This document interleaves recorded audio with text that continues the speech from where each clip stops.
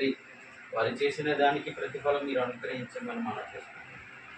ఇదిగో ఆ జంటను ప్రేమించి ఇచ్చిన బిడ్డల్లో ధనరాజును తండ్రి నీ సేవకై అర్పితం చేశారు. ఆ బిడ్డను కాలేజీ ప్రిన్సిపాల్గా ఆ బిడ్డ చక్కగా ఉన్నతమైన స్థాయిలో ఈ సేవలో ఎదుగు భాగ్యాన్ని అనుగ్రహించవచ్చు.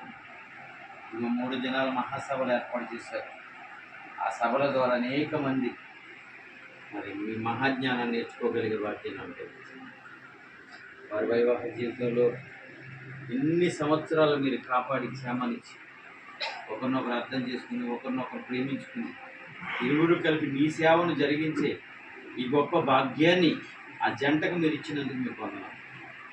వృద్ధాప్యం వరకు తండ్రి వారు నమ్మకంగా ఉంటూ మరి మీ సేవను గొప్పగా జరిగించేవారుగా మీరు వారిని ఆశీర్వదించి వారికి ఉన్న అవసరతలు అక్రతలు అన్నీ మీరు ఎరిగి వాటన్నిటిలోంచి బిడ్డల్ని మీరు తప్పించమని వారి అవసరాలు అన్నీ మీరు తీర్చమని మనం చేసుకుంటాం.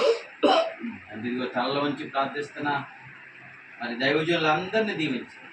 వారి కుటుంబాలను మీరు కాపాడండి. వారి సేవ పరిచర్య అభివృద్ధిపరచండి. సంఘాలను విస్తరింపచేయండి.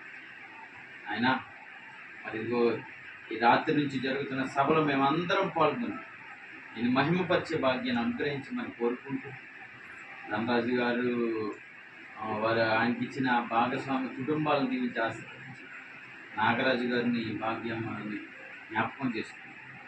మరి పెళ్లి రోజు సందర్భంగా మీ దీవెనలతో నింపమని మనం చేసుకుంటూ మా ప్రభువైన యేసుక్రీస్తు వారి పేరట ఈ ప్రార్థన మిక్కిలి వినయముతో లతిమాలు వేడుకుంటున్నాం. మా ప్రియ పరలోకపు తండ్రి, ఆమేన్. మా తండ్రైన దేవుని ప్రేమ, కుమారుడైన యేసుక్రీస్తు వారి యొక్క కృప, పరిశుద్ధాత్మని యొక్క అన్యోన్య సహవాసం మనందరికీ సకల స్థలాల్లో ఉన్న పరిశుద్ధులకు ఈరోజు పెళ్లి రోజు జరుపుకుంటున్న నాగరాజు గారి దంపతులకును వారి కుటుంబానికి ఇప్పుడున్న దైవజనులందరికీ సదాకాలము దేవుడు తోడై ఉండి నడిపించును గాక. ఆమేన్.